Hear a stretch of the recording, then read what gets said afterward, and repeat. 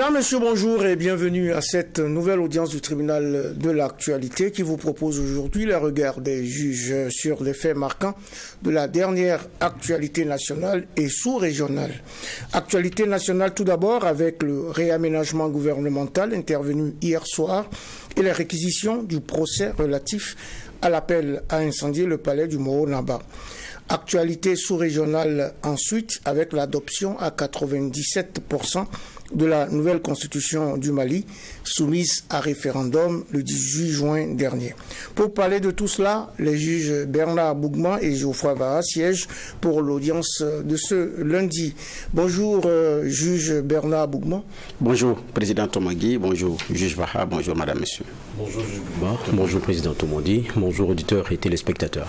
Bonjour, juge Geoffroy Vaha. Bonjour à toutes. Bonjour à tous. À nouveau, bienvenue à cette nouvelle audience du tribunal de l'actualité sur Radio Watt FM, la télévision True TV ainsi que sur nos plateformes numériques. C'est la première audience de la 26e semaine de l'année 2023 qui s'ouvre avec la traditionnelle séquence des avant-propos que je convoque à présent.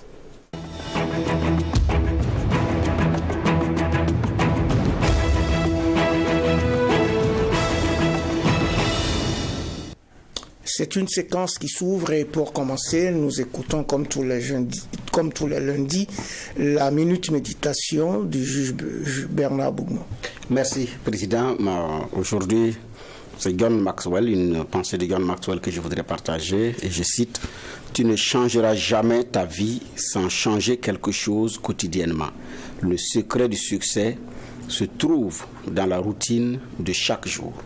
Tu ne changeras jamais ta vie sans changer quelque chose quotidiennement. Le secret du succès se trouve dans la routine de chaque jour. » Et donc, ce sont les petits changements quotidiens. Les changements quotidiens qui entraînent le changement de toute une vie.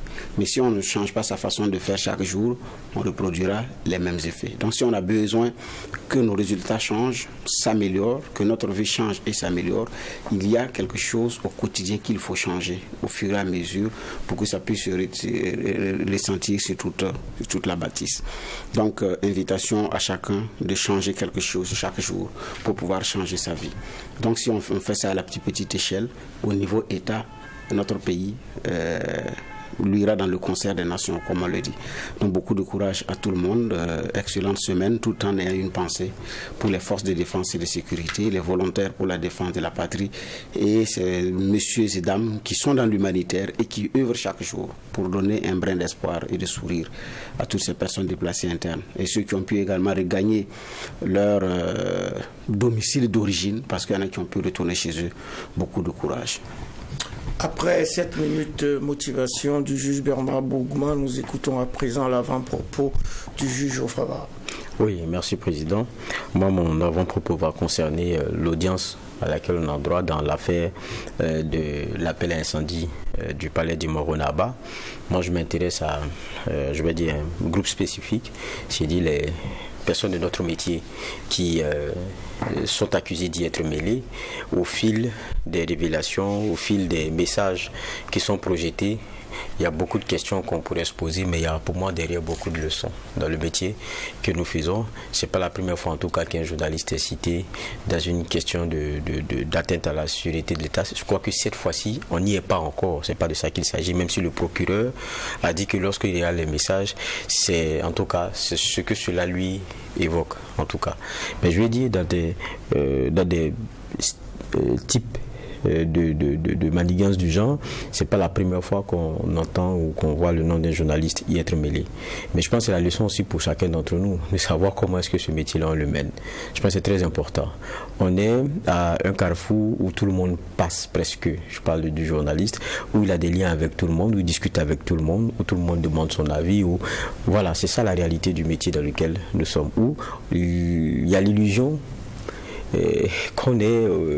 on a la proximité avec tout le monde. Mais ça nous appelle à une certaine prudence et à une prudence certaine. Parce que même les avis, même la façon de partager un certain nombre d'éléments peuvent vous créer des problèmes. Et c'est ça la loi, quand vous êtes informé d'éléments qui sont à un certain niveau répressif par la justice, il faut le dénoncer, sinon vous êtes complice. Et ça aussi, c'est une vraie réalité. Donc, et à vouloir être informé de tout et dans tout, vous pouvez vous retrouver sous ce coup-là.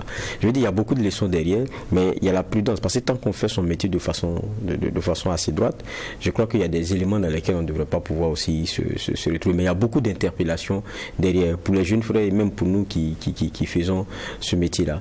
Parce qu'il y a des intérêts qui ne vont jamais, en tout cas, lésiner à pouvoir ratisser l'âge. Avec le métier que nous faisons, c'est pour eux un bon canal et c'est cela la réalité. Donc il faut, et cela appelle à plus de vigilance dans le métier que nous menons. Appel à plus de vigilance pour clore cette séquence avant propos des juges. C'est la dernière semaine de ce mois de juin 2023 qui commence aujourd'hui et nous évoquons au cours de cette audience ce procès qui implique plusieurs leaders de la société civile burkinabé dans ce qu'il est convenu d'appeler affaire incendie du palais du Moro-Naba. Mais avant, quelles appréciations faites-vous sur le remaniement ministériel intervenu ce 25 juin? Le président de la transition a en effet remplacé 4 membres de l'équipe gouvernementale, Bernard Bougman. Oui, effectivement, 4 membres dont le plus emblématique des membres, c'est le ministre Zongrana, donc qui s'occupait de l'administration territoriale et de la sécurité. Donc j'ai dit, parce que c'est un ministre de la Sécurité dans notre contexte actuel, c'est l'une des chevilles ouvrières de la lutte, à tout point de vue et à tout niveau. Donc j'ai dit plus emblématique aussi parce que c'est lui qui gère les libertés publiques. Donc il gère les partis politiques, les organisations de la société civile, les cultes. Donc c'est vraiment un ministère pivot. Emblématique également parce qu'on a un ministre officier du renseignement, et en tout cas qui se bat avec celui de la défense pour qu'on ait la sécurité. Donc il doit veiller au grain, non seulement au front, mais aussi à l'intérieur, puisque c'est vrai qu'il y a un ministère de la Défense qui s'occupe de la défense du territoire national, mais dans notre contexte actuel, parce qu'il y a aussi les éléments de la force intérieure qui sont différents des éléments de la force de défense, donc, mais qui combattent aussi. Comme le chef de l'État a dit maintenant, ça va être des unités mixtes. Voilà la réalité, quoi. Donc, j'ai dit, il était au four et au moulin pour regarder ce que font les politiques, ce que font les organisations de la société civile, ce que font les leaders religieux, mais aussi pour veiller à ce que tout aille bien. Cheville ouvrière également parce que quand on parle de transition, à un moment donné, il faut en finir. Donc c'est aussi le ministère qui regarde les questions du processus électoral, même si la CENI est indépendante, c'est sous tutelle également de ce ministère de l'administration du territoire. Donc j'ai dit c'est un ministère d'enjeu. Maintenant, pourquoi maintenant et pourquoi les 4? Certainement, c'est le président et son chef du gouvernement qui en savent. Peut-être également que c'est un changement dans la façon de faire, où il y en a peut-être aussi qui ont demandé à être déchargés, parce que ça arrive que des gens demandent à être déchargés, il y a tout ça. Donc, mais un remaniement ministériel, c'est parce que dans notre contexte, quand on vous nomme et qu'on vous change, il y a beaucoup de bruit. Sinon, en principe, un remaniement ministériel, c'est dans l'air normal des choses. Vous êtes appelé à une mission, si votre mission est terminée, vous partez sur un autre front pour continuer une autre mission. Donc, je pense que c'est beaucoup plus ça aussi la réalité. Maintenant, bon, est-ce qu'il y a des faits particuliers qui les intéressent? Naturellement, bon, on en saura davantage. Sinon, pour ce qui est du MATIDS, parce que c'est aussi, vous savez que les rencontres qui ont été initiées par les partis politiques, on a vu ce qui s'est passé, les partis politiques également ont dit, bon, nous n'avons pas la possibilité de nous réunir, donc on ne peut pas. Dans ces conditions-là, parce que la mesure de suspension n'est pas encore levée. Au niveau de l'agriculture, le chef de l'État a lancé en grande pompe son programme qui implique les VDP, qui implique également les pensionnaires des maisons d'arrêt, sur des grandes superficies pour la production agricole. Et donc, qu'est-ce qui s'est passé alors que c'est celui qui devait piloter également qui est au niveau de l'agriculture. Donc, qu'est-ce qui s'est passé? On ne sait pas pour le moment. Peut-être qu'on en saura davantage, ou bien c'est un choix personnel de ceux qui partent, ou bien du chef de l'État. Des ministres remplacés, donc 4 précisément, dont le ministre de l'administration territoriale, comme vient de le dire Bernard Bougma, mais également la ministre de la Justice. Quelle lecture avez-vous, Geoffroy Vara, de cette correction au niveau du gouvernement? Bon, je pense que c'est un peu ce que Bernard disait, c'est ce que je rejoins. C'est que quand on regarde ce qui est majeur, c'est celui du MATDS. Mais quand on regarde, c'est le plan sécurité, parce qu'on se dit que ça fait partie des éléments majeurs aujourd'hui en termes d'objectifs que nous avons. Et c'était un colonel qu'on avait, Boukari Zoungrana. Maintenant, c'est un magistrat qu'on y veut. Je pense que dans la lecture que moi je fais, c'est que peut-être moins sur la sécurité, mais que sur d'autres plans, il y a eu le constat comment dire cela, de blocage qui faisait qu'il fallait, parce que souvent c'est ça aussi la question de la gestion du pouvoir. Lorsqu'on sent un petit blocage, il faut quelquefois gérer en fusible, c'est-à-dire où on personnifie la chose et puis on l'enlève, on se dit que bon, c'est réglé, il y a un nouvel interlocuteur, c'est comme ça que ça fonctionne. Et quand on prend ce chapitre-là, c'est moins sur la question sécuritaire qu'on pourrait dire qu'il y a eu des blocages, mais beaucoup plus sur la question de la gestion des partis politiques. On l'a vu il y a pas longtemps avec comment dire, le contrôle avec maestria de ce qui leur avait été envoyé par le même ministère, les rejoignant de faire des propositions sur les réformes concernant la dynamique électorale et tout. Ils ont dit, bon, jusqu'à présent, on ne peut même pas se réunir, on ne peut pas voir la base. Comment est-ce que vous voulez que dans ce contexte-là, on puisse apporter quoi que ce soit, étant entendu qu'il y a vraiment le caractère partagé, que ce soit bon que la question soit discutée. Donc, et peut-être qu'en la matière, il fallait changer peut-être de visage, d'interlocuteur pour faire avancer les choses. Et peut-être, c'est ce que je me dis, et c'est pour cela qu'il a été changé. Quand on regarde aussi l'autre élément, pour moi, bon, la justice, je ne sais pas trop. Quand on prend l'eau et l'assainissement, je ne sais pas trop. Mais quand on prend le caractère de l'agriculture, par exemple, je me pose la question, pourquoi l'homme a été changé? Est-ce que c'est parce qu'il ne rentrait plus en termes parce qu'il y a une dynamique nouvelle qui est en train d'être enclenchée, hein, quand on voit toutes les initiatives présidentielles qui sont lancées, on voit même l'entrepreneuriat populaire qu'ils sont en train de lancer avec l'épargne populaire aussi qui sera demandée en termes de ressources à collecter. Ça devient très vaste pour d'abord un secteur primaire qui est celui-là qui est comment dire ça, qui est dans la visée, c'est de l'agriculture et tout. Donc, on s'est dit qu'il y aura de grands chantiers sur ce secteur. Est-ce qu'il avait besoin de faire un changement avec quelqu'un qui épousait un peu plus cette vision-là, pour quelqu'un qui a peut-être l'a défendu aussi, peut-être, on va dire, dans les couloirs? Bon, la question reste posée, mais on sent que sur le domaine de l'agriculture, il y avait beaucoup de chantiers qui étaient en train d'être ouverts là. Donc, c'est un peu les deux qui parlent vraiment. Pour le reste, je n'ai pas d'éléments de lecture. On attendra donc de voir et d'avoir les clés de lecture qu'il faut. Le changement est intervenu juste hier soir, donc on aura l'occasion de revenir là-dessus. Rappelons ou informons donc nos téléspectateurs, nos auditeurs que 4 ministres ont été remplacés dans ce gouvernement de la transition qui compte 23 membres. Le colonel Boukari Zoungrana est remplacé par Émile Zerbo à l'administration territoriale et à la sécurité. Denis Ouedraogo est remplacé par Ismaël Sombier au ministère de l'Agriculture.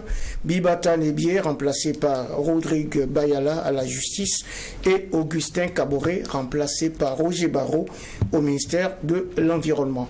Gouvernement remanié donc et procès à Ouagadougou toujours de l'affaire appel à incendier le palais de l'empereur Demosé. Après 4 jours de débat, des peines d'emprisonnement fermes assorties d'amendes de 5 à 10 millions de francs CFA ont été requis contre les prévenus.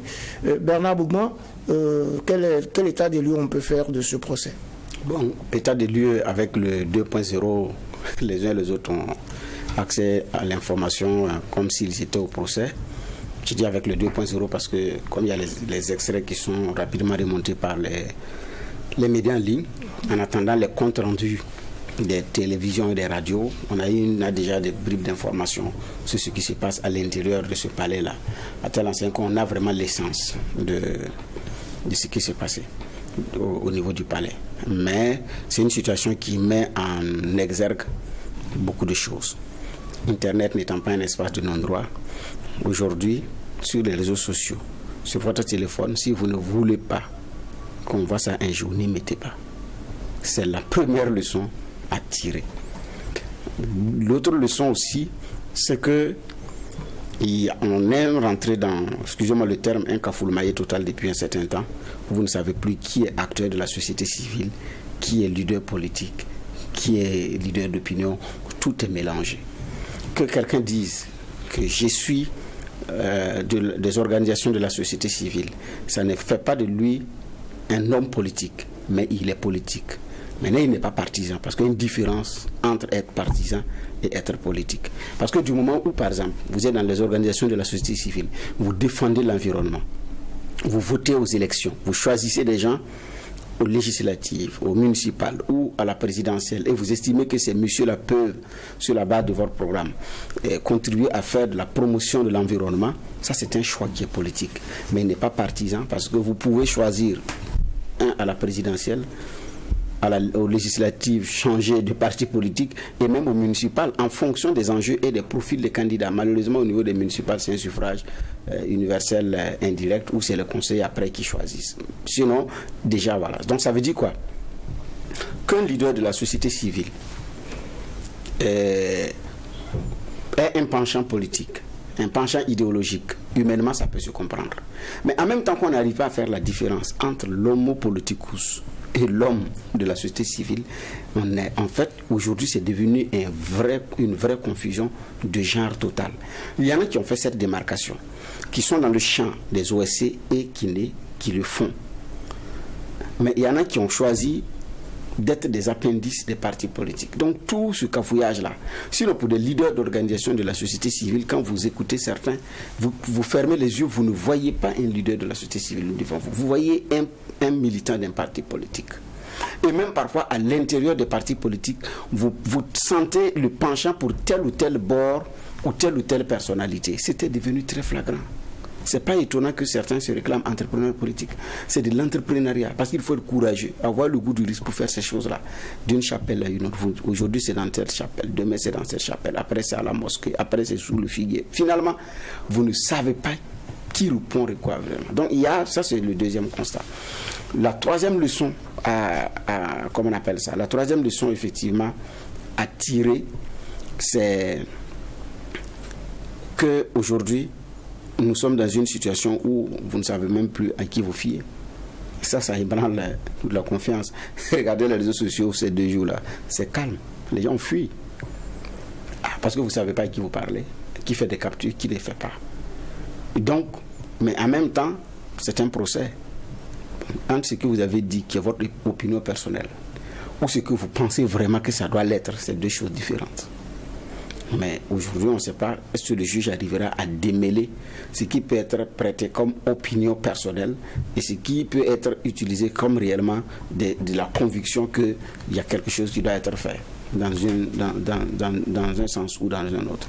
Voilà les premiers enseignements que, en tout cas, moi, je peux tirer. Les premiers enseignements, juge Geoffroy Vara en a parlé tout à l'heure, et notamment pour ce qui concerne donc les journalistes qui sont impliqués dans cette affaire. Aujourd'hui, on a des réquisitions, on attend le verdict, puisqu'il faut encore, je crois que le verdict est projeté pour le 7 juillet prochain. Et quel état des lieux faites-vous aujourd'hui, donc en dehors de ce que vous avez déjà annoncé dans l'avant-propos? Dans ce qu'on a entendu et qu'on suit, je pense qu'il y a beaucoup je dis, moi je fonctionne en leçon, parce que là, qu'est-ce qu'on a? C'est des éléments qui nous sont donnés comme ça, et puis chacun se défend, l'autre accuse, l'un accuse, l'autre tente de se disculper aussi, avec des éléments qu'il envoie. Mais derrière, c'est quelles leçons on tire? C'est des gens qui ont eu des conversations privées, qui finissent, parce que si on doit parler par exemple de déstabilisation, il y a l'aspect, en tout cas, il y a le fait de fomenter. C'est clair que fomenter, ça se fait souvent loin de la lumière. Maintenant, il y a ce qui est interdit aussi, c'est les appels publics, par exemple, à un coup d'État ou à des éléments. Ça, c'est des appels publics. Mais quand on regarde les messages, c'est des messages privés. Et donc, ça veut dire que ce que vous vous dites là, faites attention. Sinon, même ceux qui ceux qui regardent les messages, j'imagine, pour ceux qui sont peut-être très acerbes en termes de critique parfois, relativement au pouvoir, il y en a qui auront peut-être dit pire que ça dans les messages WhatsApp ou les groupes dans lesquels ils s'envoient. Maintenant, quand on va jusqu'à demander des actions de façon précise, ça c'est une autre étape aussi. Ça, il faut qu'on se dise les choses de façon claire. Donc, ça fait qu'il y a beaucoup d'éléments qui se disent, bon, où est-ce qu'on quitte l'aspect du, comment on appelle cela, l'aspect de la sphère privée.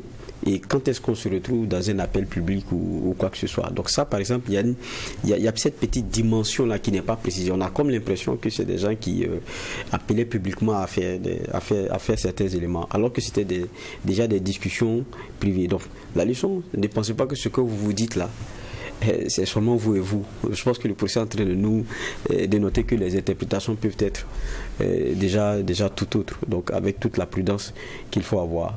Et puis, je dis encore, il y en a qui aiment tellement être informés de tout que pour finir, ils risquent d'être informés de choses qui risquent de leur créer des problèmes. Parce que, par exemple, ce qui se passe, si vous avez été informé de cela et que vous n'avez pas donné l'information à qui de droit, vous êtes complice. Donc, comprenons-nous. Et il y a un autre élément. Et je pense aussi que c'est vrai qu'on donne les messages, et quand je prends la plupart des presses, là, ça donne les messages un peu comme ça, surtout celles en ligne. Mais pour ce qui est de l'argumentaire des avocats des partis, je pense que des partis accusés, ça ne ressort pas très souvent. Parce que si je me trompe, Bernard, vous me corrigez, ou vous, président, on parle par exemple de l'audio qui circulait. Il paraît que ça vient d'abord, le premier qui le reçoit, c'est Ginkgo. Il le reçoit de quelqu'un qui est du renseignement. Bon, vous partez dénoncer quoi? Si celui vers qui vous allez aller au courant. Donc ça pose la logique de la dénonciation dont il est question ici. Donc il y a aussi des arguments qui sont donnés qui battent un peu aussi en brèche certains éléments qui sont avancés. Mais au fond, moi je suis de ceux qui au départ se disaient bon, attendons de voir, parce que quand même ça paraissait un peu gros. Mais quand vous regardez vous regardez les messages qui ont été lus, en tout cas certains messages qui ont été lus, où il y a des appels clairs, ah non, il faut faire comme ceci, il faut faire comme cela, vous dites, oula, donc est-ce qu'il n'y avait pas certaines matières quand même, est-ce que certains n'ont pas franchi, je dis bien certains, je ne sais pas tout le monde parce qu'ils sont nombreux à être à la barre aujourd'hui, est-ce que certains n'ont pas franchi quand même certaines lignes? Il y a ne pas avoir confiance d'un pouvoir dans sa capacité à vous sortir d'un problème, et il y a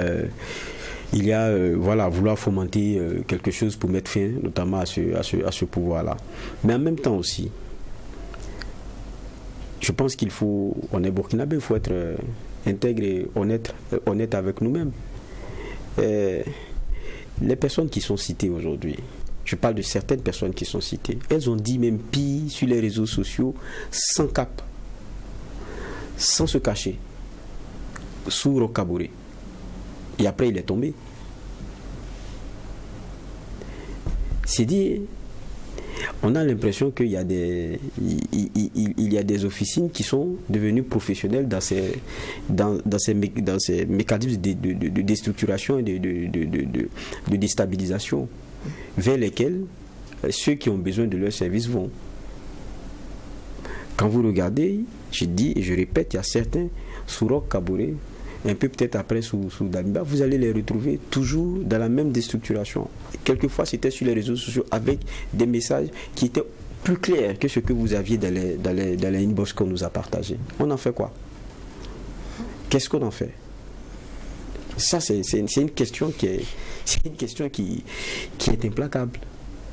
Encore que, quand on prend le cas de Roch, c'était un président élu. Qu'est-ce qu'on en a fait? Si aujourd'hui c'est passible d'eux, en son temps, quand c'était fait sur les réseaux sociaux, sans cap, sans mettre aucun cagoule et tout, qu'est-ce qu'on en a fait? Ou bien il y a une justice pour aujourd'hui et qui ne concerne pas celle d'hier? C'est la question qui reste posée. Oui, c'est une question qui reste posée. On attendra évidemment le verdict, mais deux audios sont donc à la base de ce procès. L'un appelant à incendier le palais du Moronaba et l'autre appelant les autres à protéger ce palais, ce qui aurait créé un chaos dans le pays, justement. Est-ce que cette situation, justement, de chaos souhaité pour des desseins peut-être inavoués ne perturbe pas, justement, la paix sociale, surtout dans un contexte sécuritaire déjà assez difficile? Justement, en fait, c'est ce qui fait la particularité de cette affaire. Ailleurs, c'était des gens qui sont en train de fomenter pour renverser le pouvoir actuel ou renverser le régime et prendre le pouvoir et puis bon, voilà. Donc, maintenant, ici, le mode opératoire, il est différent. Au début, d'ailleurs, les audios avaient été attribués aux pro-Russie, donc les urgents partagés. Au début, c'était eux. Et quand nous avons suivi le premier audio et le second, personnellement, moi j'ai eu des réserves. Que ça vienne des pros, de ceux qui sont proches du pouvoir. Parce que je ne voyais pas l'intérêt. Il n'y a pas actuellement une crise politique majeure où les uns et les autres se la disputent. Le Moro Naba lui-même avait suffisamment pris du recul avec les chapelles politiques. Il a même dit à ses ministres, si quelqu'un veut faire la politique, qu'il le fasse. Mais ne dites plus jamais mon nom. N'évoquez même pas mon nom avant de prendre la parole. Je ne vous ai pas envoyé, chacun est allé librement. Ces interventions, c'est quand il y a une crise, et en ce moment, il n'est même pas seul. C'est avec les autres personnalités morales, le cardinal, le président de la FME, le président de la FAIB, c'est eux qui se regroupent comme la dernière crise grandeur nature qui opposait Damiba et ses camarades d'hier. Donc il est intervenu avec le collègue dont j'ai cité pour trouver, et dans le communiqué qui a été lu, c'était clairement précisé. Mais après, bon, il est retourné dans son palais. Donc ça paraissait pas évident que je ne sais pas par quelle chose le Moro Naba va se lever encore, rentrer dans les intrigues pour dire non, il faut forcément que ce soit un Mossi, il faut. Ça paraît tiré par les cheveux. Donc déjà l'affaire était déjà pas très bien claire à ce niveau. Et au fur et à mesure qu'on avance, jusqu'à ce que le procureur sorte pour donner les premiers éléments de l'enquête et dise que c'est la même chapelle qui a ourdi l'audio, qui a fomenté l'audio d'aller incendier, qui a aussi sorti l'autre audio de sortir pour protéger le palais. Et donc ce qui était recherché, c'était un affrontement entre ceux qui allaient sortir pour aller incendier et ceux qui allaient sortir pour protéger. Et donc de là maintenant, on rentre dans une crise dont en fait l'issue, on n'allait pas savoir quelle allait être cette issue-là. Parce qu'on j'imagine ce qui allait être donné de voir comme spectacle. Et c'est sûr que si c'est comme ça, ce ne sont pas ces seuls messieurs-là. Il doit y avoir d'autres derrière. Parce que ce n'est pas suffisant. On parle de finances, mais dans les échanges, il est dit qu'après ce mouvement, il y a des éléments des forces de défense et de sécurité qui allaient rentrer en action. Donc imaginons ce que cela pouvait être. Donc c'est ça la particularité. Ailleurs, des gens sont pris pour des préparations du coup d'État, du putsch, des velléités ou bien d'incitation à... Mais ici, l'affaire elle est vraiment particulière. Compte tenu de son contenu, c'est une affaire qui est vraiment particulière. Mais on imagine ce que cela aurait pu donner. Donc, mais pourquoi est-ce qu'on a besoin de cette méthode? C'est aux initiés de savoir nous dire si réellement ils avaient besoin de cette méthode pour pouvoir arriver à leur fin. Mais quoi qu'il en soit, si tant est que c'est ce qui était prévu, bon, on a eu quand même, on a risqué quand même quelque chose. Oui. Ouais. Geoffroy Varas, c'était quand même assez culotté, entre guillemets, de s'en prendre au personnage du Moro Naba dans cette affaire. C'est clair. Maintenant, quand on lit, je crois que le président en avait déjà donné les prémices lors de son interview. Il a dit il y avait un genre d'éléments qui avait été savamment orchestré avec plusieurs relais, certains dans la capitale comme il disait, et puis avec certains autres sur d'autres fronts, et que bientôt ça allait se savoir. Bon, certains se disaient bon, on est encore dans la théorie du complot, on raconte, et même quand on apprend que certains sont interpellés dans l'affaire de l'incendie, de l'appel à incendier le palais du Moro-Naba, déjà comme vous, beaucoup se disent non mais faut être fou quand même pour appeler à incendier le palais du Moro-Naba. Mais on sait très clairement aussi que dans notre réalité socio-culturelle, si ça arrivait, ça allait être un dommage profond. Quand je dis si ça arrivait, le problème quand vous regardez, ce n'est même pas que ça arrive qui était l'impact suscité. C'est d'abord donner l'impression qu'il y a un braquage tel que certains veulent faire cela. Et vous avez vu, il y en a qui se sont massés directement pour faire front devant le palais. Il y a beaucoup de jeunes qui y sont allés. Donc ce qu'on cherchait, c'était un genre d'affrontement. Et puis peut-être pour nourrir une thèse qui allait servir peut-être après ou quoi que ce soit. Quand on regarde, c'est un peu ça. Donc déjà, c'était difficile de croire que des gens puissent s'amuser à ça. Et peut-être que ce soit un audio qui a été lancé ou enregistré comme ça, mais sans plus, ou bien c'est quelqu'un d'égaré, c'est ce que peut-être quand vous écoutiez, c'est ce que vous vous dites. Mais quand vous asseyez, puis il y en a qui le mentionnent, il y en a qui disent, ça a été enregistré, voilà ceci, c'était, vous dites, est-ce que vous l'avez reçu pour ça? Du coup, vous dites, attendez, c'est quand même fort. C'est vraiment quand même fort. Et quand vous regardez, c'est vraiment la question du complot où ce qui est recherché, c'est pas forcément le fait, mais c'est ce que ça peut susciter derrière, étant entendu qu'il y a des questions qui sont très sensibles. Et ça, peut-être c'est ce qu'il voulait mettre sur la table, c'est ce qu'il voulait attiser, c'est ce qu'il voulait... Voilà. Maintenant, on a écouté, forcément rien n'est si précis comme ça, mais il y a des éléments qui font en tout cas froid dans le dos. Et quand vous regardez, je suis sûr qu'il y a certains, après, qui ne pourront plus être regardés de la même façon. Ça aussi, c'est la vérité. Et donc, c'est la situation ethnique, socio-culturelle, la cohésion sociale qui voulait être menacée dans cette histoire, Bernard. Oui, et c'est l'argument qui est choisi qui n'est pas bon. Vous savez que les questions ethniques, les questions religieuses et tout, ces questions ont toujours été au cœur de la scène politique, que ce soit en Afrique ou même hors de l'Afrique. Donc ces considérations, on ne peut pas les extraire de l'environnement politique, tout simplement. Parce que c'est quoi? Le repli identitaire, apparemment, il faut un travail de fond pour qu'à un moment donné, les gens cessent d'avoir quitté ce carcan de repli identitaire pour regarder nation. Alors que chez nous, ce repli identitaire est très visible. Et ce repli identitaire se manifeste soit par la religion, soit par l'ethnie, la langue, et comme on appelle ça, et plusieurs autres considérations. Donc on est enclin à un repli identitaire. Quand des personnalités sont nommées, ce que certains cherchent, ce n'est pas l'efficacité, c'est franchement voilà un compétent que nous avons trouvé. Non. Est-ce qu'il est de chez nous? À tel enseigne que certains même ont organisé des marches ici pour dire que leur fils il n'y a pas un fils de leur localité dans le gouvernement, donc on ne le considère pas. Pourtant on a vu des gens qui étaient bien placés au sommet de l'État, mais c'est d'autres personnalités qui ont été nommées, qui ne sont pas de leur localité, qui ont tracé les voies de développement là-bas, qui ont apporté des routes bitumées là-bas. Bon, on ne peut pas citer de noms, mais il y en a à l'appel. Donc vous savez où on est arrivé? Donc le repli identitaire est tel que c'est compliqué. Donc il y en a maintenant des petits malins qui, à court d'arguments, utilisent ça comme argument politique, l'instrumentalisent. Et c'est ça le danger. Le danger, c'est vraiment ça. Comment est-ce qu'on peut l'instrumentaliser? Prenons le 30 septembre, quand c'était tendu entre Damiba et ses camarades. Et quand c'est plié, il y a un autre argument qui est sorti. Parce que nous avions appris que les gradés tentaient de dissuader les jeunes de garder le pouvoir, mais de voir au niveau de l'armée quel gradé pourrait prendre.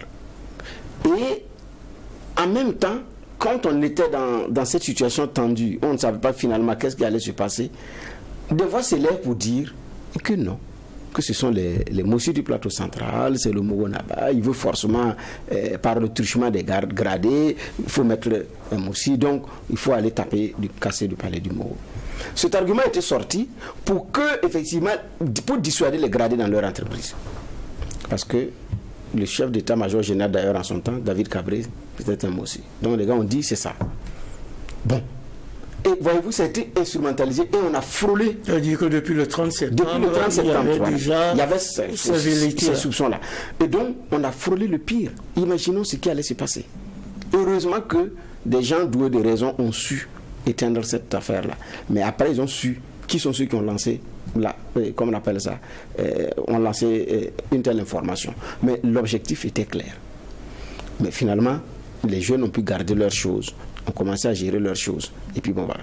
Donc, comment est-ce qu'on peut instrumentaliser à tout de go la fibre ethnique, la fibre religieuse, pour pouvoir servir c'est un poison, c'est dangereux. Donc il faut travailler à comment on appelle ça, à désactiver, excusez-moi du terme, ces logiciels, ces applications-là dans le mental des Burkinabés. Sinon ça va desservir notre scène politique. Et c'est pas fait pour s'arrêter. Regardez le débat aujourd'hui. Qu'on le veuille ou pas, la question religieuse est un sujet tabou dans cette transition. La question religieuse, à la fin de la transition, la question religieuse, même à l'intérieur de certaines communautés religieuses, ils sont en train de se disputer le leadership actuellement, même dans certaines communautés religieuses, par rapport à la transition, par rapport à certaines autorités de la transition. Et c'est très visible. Et à la fin, on ne sait pas comment est-ce que ça va se terminer. Donc, et de mon point de vue, le ministère en charge des libertés publiques, en charge des cultes, donc le ministère de l'administration territoriale, de la décentralisation et de la sécurité, le MATDS, doit faire un travail de titan pour que les Burkinabés commencent enfin à regarder dans la même direction. Qui peut nous faire sortir de l'ornière? Qui peut nous apporter le développement? C'est de ça qu'il s'agit. Ce n'est pas de... En attendant, est-ce qu'il est natif de chez nous? Est-ce que nous fréquentons les mêmes lieux de culte? Est-ce que... Bon, franchement. Et ça, c'est ce qui a été utilisé. Voyez-vous? Et c'est un argument qui est vendable.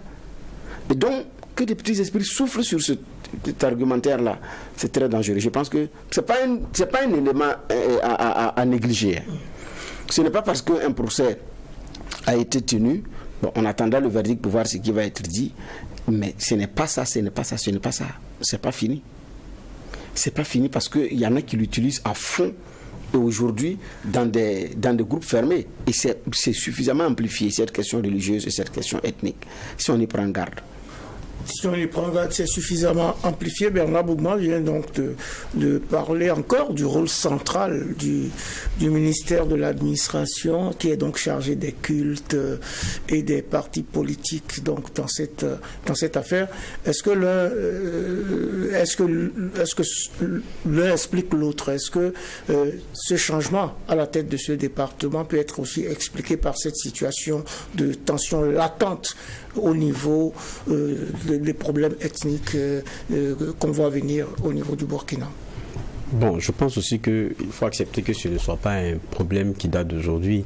On a vu les chefs coutumiers sortir eux-mêmes et puis faire un communiqué commun, on se rappelle en son temps, parce que il y avait aussi un durcissement du ton, du langage les concernant, et aussi il y avait cette fibre qui était attisée de façon très dangereuse, qui pourrait aller vers des conflits communautaires ou ethniques, parce qu'il y avait la stigmatisation de certaines communautés dans le discours et dans des audios qui étaient partagés, et quelquefois certains s'en prenaient même directement au chef.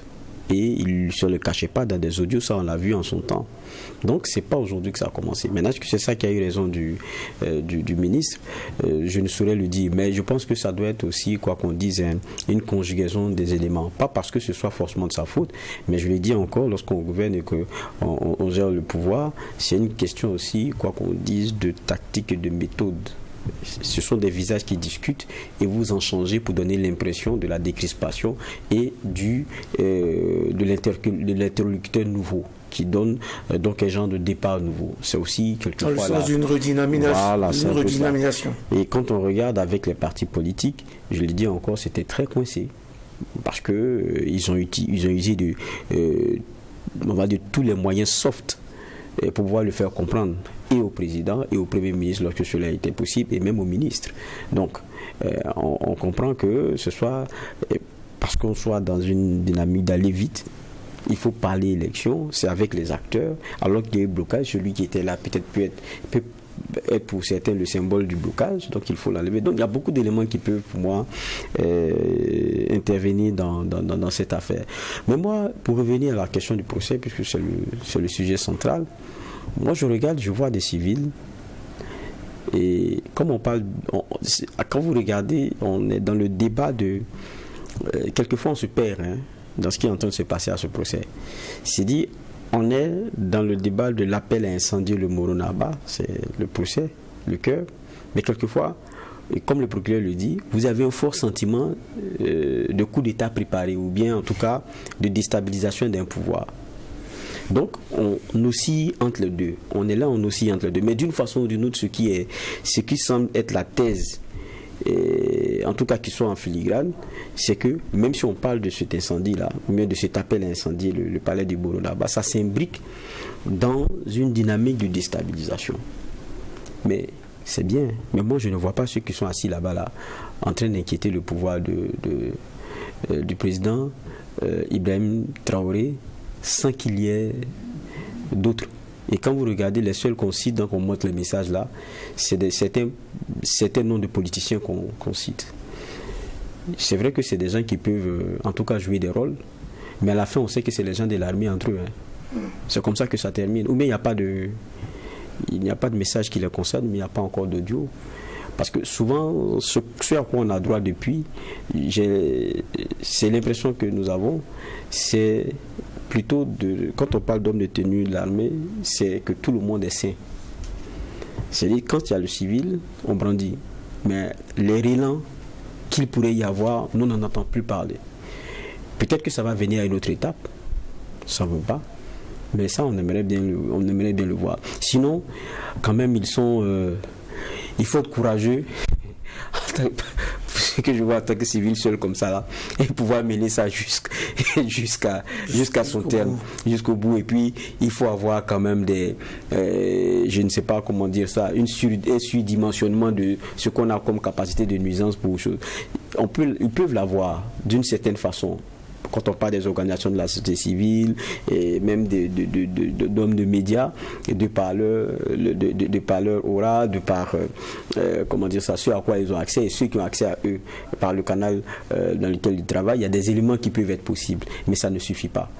Il y a d'autres éléments qui sont déterminants pour qu'on en arrive à une déstabilisation. Et on sait où on va chercher ça. Et je pense que ça aussi, on va dire, c'est la suite logique qu'on attend. Pour que toute la thèse qui est défendue, en tout cas, quand on regarde au fond, que ça tienne. Si on comprend bien, il va falloir donc rechercher les véritables commanditaires de cette affaire. On attendra le verdict, c'est le 7 juillet prochain, pour en savoir davantage. Mais pendant ce temps, au Mali voisin, le référendum constitutionnel du 18 juin dernier a livré son verdict. Et selon les chiffres proclamés le 23 juin dernier par l'agence indépendante de gestion des élections, plus de 97% des 39,40% du corps électoral qui a pris part au vote a approuvé la nouvelle constitution. Bernard Bougmois, c'est une constitution plébiscitée. Oui, plébiscité, mais l'enjeu majeur, c'était pas le oui ou le non l'emporter, c'est la participation. Et la participation établie à 39,40%. Voilà. Donc, selon les chiffres officiels. Oui, exactement, selon les chiffres officiels. Donc, ils n'ont vraiment pas 40 longs. Alors que le référendum est aussi indicateur de l'engouement des Maliens pour la chose politique, mais aussi parce que c'est un pas en avant par rapport aux prochaines élections qui doivent avoir lieu sur la base effectivement de cette constitution. Donc le référendum constitue un enjeu majeur pour la fin de la crise sociopolitique au Mali, mais aussi constituait un indicateur, un enjeu majeur au niveau des populations, parce que ça soulevait de la controverse à cause de certains contenus qui ne plaisaient pas à certains, qui estiment que le mot laïque est compliqué, il faut trouver un autre mot, il faut mettre multiconfessionnel ou je ne sais pas moi, et d'autres dispositions qui renforcent le pouvoir du président, qui le rend suffisamment responsable, mais aussi qui, d'un point de vue d'exercice de liberté, semble avoir ostracisé un certain nombre de choses. Donc, pour ça, mais l'engouement, c'était ce que les uns et les autres attendaient, c'était réellement le taux de participation à ce scrutin référendaire. Le oui l'a emporté. Ça a été plébiscité, ça je suis d'accord.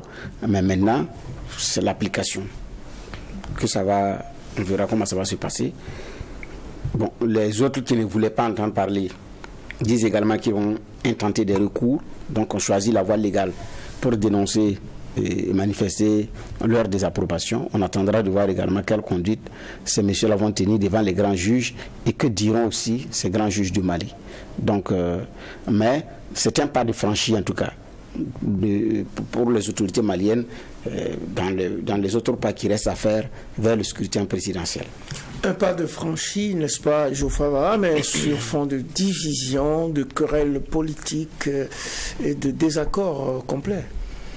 Je pense que tout le monde s'accorde à dire que le plus important, ce n'est pas le pourcentage de oui ou de non, c'est le pourcentage de personnes qui ont accepté d'aller faire ce choix. C'est là où on sait si la dynamique elle-même, elle est si inclusive, elle est si partagée par les populations. Mais certains diront aussi que les Maliens, bon, les questions de vote ne les intéressent pas forcément. Quand on sait on a toujours dit que le taux de participation a été relativement bas au Mali. Relativement bas au Mali, parce qu'on est... Je ne pense même pas que les dernières élections, le taux de participation ait atteint les 50%. Peut-être c'est avant 2018, avant 2013, là on a dépassé peut-être la barre des 50%. Mais quand on prend le cas de Ibrahim Boubacar Keïta, qu'elle avait été élu, je pense que est-ce que si ma mémoire est bonne, en tout cas on n'est pas allé... Votre mémoire est plus fraîche que la mienne, donc je ne peux pas vous aider là-dessus. Je pense que si on n'est pas dans les 42, il y a eu deux tours. Il y a eu de tout. 42 et 32, je pense. Si, je ne sais plus. Voilà. Mais, donc, là, il s'agit d'un référendum constitutionnel. Et là encore, référendum constitutionnel, on est moins dans la question de personne, on est plus dans ce qui va nous gérer tous. Et puis quand on est dans une transition, qu'on dit à équidistance d'intérêt, ça devait être le moment de comment dire ça, de l'appropriation justement de la dynamique et même de la cause par la plupart des nationaux. Donc quand on regarde, en tout cas, pour les 39, là, il y a beaucoup à se poser comme question, qui n'atteint même pas quelquefois le taux de participation à des élections simples au Mali. Je pense même que Ibeka a eu un taux de participation aux élections auquel il a été élu là, plus intéressant que celui-là, dans des moments de clivage profond. Donc, c'est à se poser la question de savoir est-ce que la dynamique là, elle a vraiment rassemblé tous les Maliens et est-ce qu'ils ont écouté les sons discordants. Et quand vous regardez, il y a les observateurs, comment dire cela, notamment qui sont opposés même à la question de lecture de la Constitution, qui disent qu'il y a eu des irrégularités énormes et beaucoup d'autres éléments qu'ils ont eu à ressortir. Donc, depuis les débuts jusqu'à la fin, on ne peut pas dire que cette constitution-là ait été vraiment l'affaire de tous les Maliens. Et je crois que le chiffre qu'on donne à la fin, le taux de participation, vient sanctionner et vient clore le débat sur l'acceptation par tous les Maliens quand je dis tous les Maliens, c'est une question de proportion. Quand vous n'arrivez même pas à faire la moitié en termes en termes de taux de participation, je pense que c'est quelque chose qui parle. Certains vont dire, je répète encore, vont vouloir mettre en parallèle la question des élections. Vous savez, beaucoup sont déçus parce qu'il s'agit d'aller choisir des hommes qui n'ont pas confiance. Et quand ils regardent, choisir entre la peste et puis, je ne sais pas moi, comme la situation se dit, et une autre maladie aussi grave, ils préfèrent ne même pas aller... Le choléra. Ils préfèrent ne même pas aller voter. C'est comme ça que ça se passe souvent dans des élections, parce qu'ils sont entre le pire et le pire. Donc, alors que lorsqu'on parle de constitution, je pense que c'est impersonnel, c'est plutôt le dénominateur commun de tous, c'est l'intérêt commun de tous. L'expression de la participation devrait être vraiment plus grande. Pour moi aussi, c'est un désaveu pour cette transition, pas pour ses résultats, non, sur la dynamique de la Constitution. Ouais, alors, des aveux, taux de participation faible, cette constitution adoptée à 97%, on le dit avec beaucoup de fierté, pas moi. 97% des 39% de Maliens. Bien sûr. Alors, en 30 secondes, Bernard Bougman, voilà une constitution qui divise profondément les Maliens, qui va sans doute être promulgué. Comment voyez-vous l'avenir? Oui, à la vérité, on n'aura pas un texte référendaire qui fasse l'unanimité. Autant que le monde est monde, c'est pas possible. Il y aura toujours des gens qui ne vont pas partager certaines dispositions pour des considérations X ou Y. L'essentiel, mais est-ce qu'on a un texte qui puisse nous permettre de régler la contradiction principale? Parce qu'on ne peut pas avoir l'unanimité. Est-ce que la contradiction principale est réglée? C'est beaucoup plus là-bas l'enjeu. Maintenant, pour les questions d'ego ou de considération de chaque chapelle, bon, le Mali est au-dessus de toutes ces chapelles-là. Voilà, donc c'est d'arriver à accorder les violons pour pouvoir avancer. Le Mali, effectivement, c'est pas un pays électoral. Hein. C'est vraiment des gens qui ne vont pas aux urnes. Même en tant chose, ce n'est pas des gens qui vont vraiment aux urnes. Donc, bon, maintenant, ce n'est pas une raison aussi pour dire 39, c'est bon, 39, c'est pas bon, mais le taux de participation dans une élection est un critère essentiel pour la légitimité de ce qui a eu lieu, que ce soit en présidentielle ou en référendum. J'ai demandé 30 secondes à Bernard Bougma, il en a fait plus. Je vous demande aussi 30 secondes pour dire qu'est-ce qui va se passer maintenant, finalement, avec cette constitution querellée, divisée, finalement adoptée. Oui, finalement adoptée. Maintenant, ce qu'il faut craindre, c'est que, pour moi, une loi fondamentale comme ça, qu'on ne la révise pas à tout bas. C'est ça qu'il faut craindre, parce que lorsqu'on a l'impression que le sentiment n'est pas le plus partagé, j'ai dit encore, c'est ce que nous montre comment dire ça, le taux de participation. C'est pas une élection, on parle là d'une constitution, elle devait en tout cas ratisser assez large, ça ne peut pas faire l'unanimité, c'est pour ça qu'il y a des non et il y a des oui. Et il y a aussi des abstentions. Mais au moins que la majeure partie vienne se prononcer là-dessus. C'est là où on sent l'intérêt. Et là, c'est là où ça a manqué. Parce que dès le départ, s'est-on prévenu qu'ils n'iront pas. Ils n'auront même pas dit non. Parce qu'ils trouvent qu'il y a beaucoup d'éléments d'abord à voir avant qu'ils soient consultés. Et ça, je crois que c'est ce qui revient à la figure. Maintenant, le Mali est souverain. Le Mali fait ses choses par lui-même et se détermine. Et il faut respecter ses choix. Ce qu'il faut espérer, que ce ne soit pas plus déstabilisateur pour ce pays-là, parce qu'on a des vases communicants et on a des destins liés en les voisins. Donc, c'est fait, c'est fait. On attend de voir la suite des choses et on espère que les militaires qui y sont au pouvoir sauront manœuvrer au maximum, peut-être pour ramener même ceux qui ont exprimé des désaccords et qui n'ont pas voulu s'exprimer sur la Constitution, trouver des moyens et des angles pour pouvoir les ramener. C'est ce qu'il faut espérer. Et il faut fortement l'espérer. Ainsi s'achève cette audience du tribunal de l'actualité qui vous a proposé les regards des juges sur le procès relatif à l'appel à incendier le palais du Moronaba au Burkina et sur l'adoption de la nouvelle constitution du Mali. Nous avons également évoqué en début d'émission le réaménagement gouvernemental intervenu hier soir au Burkina. Merci, juge Bernard Bougma. Merci, président. Merci, juge Geoffroy Vara. Merci aux équipes techniques de réalisation ainsi qu'à vous tous, auditeurs et auditrices de Watt FM, téléspectateurs et téléspectatrices de Truth TV pour votre attention et pour votre fidélité. Hommage à toutes nos forces combattantes et prenons soin les uns des autres en attendant de retrouver le tribunal de l'actualité demain, mêmes heures, mêmes antennes avec un maillet toujours aussi juste, incisif et sans complaisance.